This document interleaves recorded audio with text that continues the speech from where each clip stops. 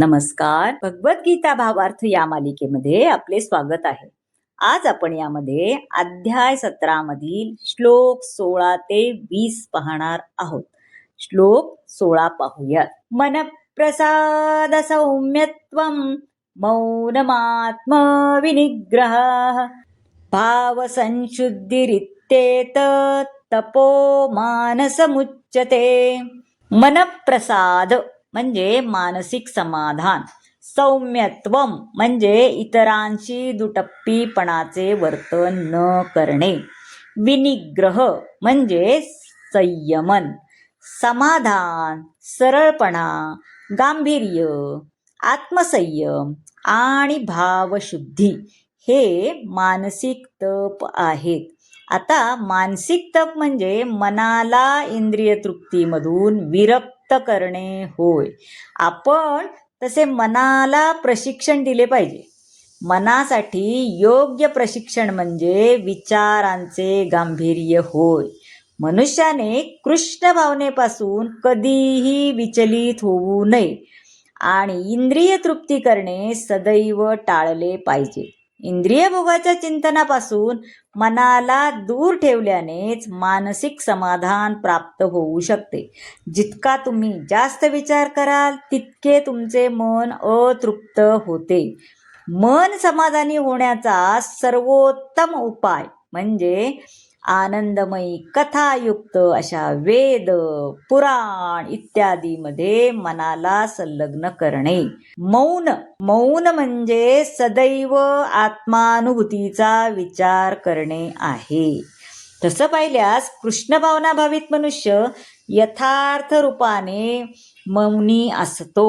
मनाला इंद्रिय भोगापासून विरक्त करणे म्हणजेच मनोनिग्रह होय. मनुष्याने साधे सरळ असावे, त्याने जीवन आपले शुद्ध होते. या सर्वांचा समावेश तपामध्ये होतो. आता श्लोक 17 पाहूया. श्रद्धया परया तप्तं तपस्तत्त्रिविधं नरे अफलाकांक्षैर्युक्ते सात्विकं परिचक्षते. तप्तं म्हणजे आचरलेले, परिचक्षते म्हणजे म्हटले जाते. आता भौतिक लाभाची आकांक्षा न ठेवणाऱ्या व केवळ परमेश्वर प्रीत्यर्थ कर्म करण्यात युक्त असलेल्या मनुष्यांनी दिव्य श्रद्धेने केलेल्या त्रिविध तपाला सात्विक तप असे म्हटले जाते. सात्विक तपाची व्याख्या किती छोटी आणि साधी आहे की नाही बघा, म्हणजे सरळ एकदम. आता श्लोक 18 पाहूया. सत्कारमान पूजार्थं तपोदंभेन चैव यत् क्रियते तदिह प्रोक्तं राजसं चलमध्रुवम्. अर्थम म्हणजे साठी, क्रियते म्हणजे केले जाते, अध्रुवम म्हणजे क्षणिक. सत्कार, मान आणि पूजा व्हावी म्हणून दंभाने जे तप केले जाते त्या तपाला राजसिक तप असे म्हटले जाते. अशी तपे अस्थिर तसेच क्षणिक असतात. कधी कधी लोकांना आकर्षित करण्यासाठी आणि त्यांच्याकडून पूजा, मान सन्मान, सत्कार प्राप्त व्हावा म्हणून तपस्या केली जाते. रजोगुणी व्यक्ती आपल्या अधीन असलेल्या लोकांकडून हे सर्व करून घेण्याची व्यवस्था करतात. आपण पाहतो आता या कलियुगात तर आहे, असंच आहे हो की नाही. आपल्यापेक्षा कमी लोकांना त्यांच्याकडून आपली सेवा करून घेण्यात तेच मानतात. ज्या प्रकारच्या कृत्रिम योजना केल्या जातात त्या राजस समजल्या जातात. त्यांची फळे ही क्षणिक असतात. ती काही काळापुरतीच टिकून राहतात, परंतु ती स्थायी नसतात, म्हणजे कायम टिकून राहत नाहीत. आता श्लोक 19 पाहूया. मूढग्राहेणात्मनो यत्पीडया क्रियते तपः परस्योत्सादनार्थ वा तत्तामसमुदाहृतम्. ग्राहेण म्हणजे प्रयत्नाने, पीडया म्हणजे पीडाकारक, उत्सादन अर्थम म्हणजे विनाश करण्याकरता, आत्मपीडा करून किंवा इतरांच्या विनाशार्थ अथवा इतरांना व्यथित करण्यासाठी मूर्खपणे जी तपे केली जातात त्यांना तामसिक तप असे म्हटले जाते.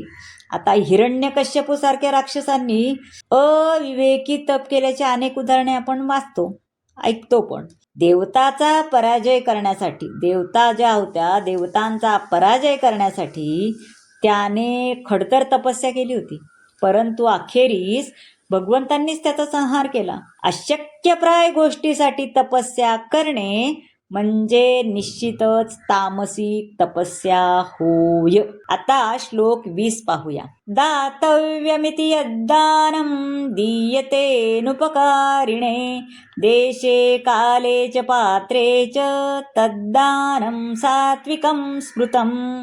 दातव्यम म्हणजे देण्यायोग्य, दीयते म्हणजे दिले जाते, पात्रे म्हणजे योग्य व्यक्तीला. कर्तव्य म्हणून योग्य व्यक्तीला योग्य स्थळी, योग्य वेळी आणि योग्य काळी प्रत्युपकाराची अपेक्षा न ठेवता दिलेल्या दानाला सात्विक दान असे म्हटले जाते. आता सांगितले आहे की आध्यात्मिक कार्यामध्ये संलग्न असलेल्या व्यक्तीला दान द्यावे. अविवेकाने दान देणे शास्त्र संमत नाही. दान हे तीर्थस्थळी आणि चंद्रग्रहणाच्या, सूर्यग्रहणाच्या वेळी किंवा महिन्याच्या शेवटी अथवा योग्य ब्राह्मणाला अथवा वैष्णवाला किंवा मंदिरात दान द्यावे. कधी कधी आपण दयाभावनेने गरिबांना दान दिले जाते, पण त्याचा आध्यात्मिक लाभ तुम्हाला होणार नाही. आपण म्हणतो ना गरिबाला दान केलेलं चांगलं असतं, हो चांगलं आहे, पण त्याचं आध्यात्मिक लाभ तुम्हाला होणार नाही. पात्र अपात्र याचा विचार न करता दान देणे हे वेदसंमत नाही. तर मंडळी, दानाचे प्रकार, किती आणि कुणाला दान करायचे हे सांगणारा हा भाग तुम्हाला कसा वाटला नक्की सांगा. आवडला असेल तर लाईक करा, शेअर करा, सबस्क्राईब करा आणि कमेंट जरूर करा. यानंतर तुम्हाला काय ऐकायला आवडेल, कुठला ग्रंथ, कुठली पोथी ऐकायला आवडेल त्याविषयी कमेंट जरूर करा. धन्यवाद.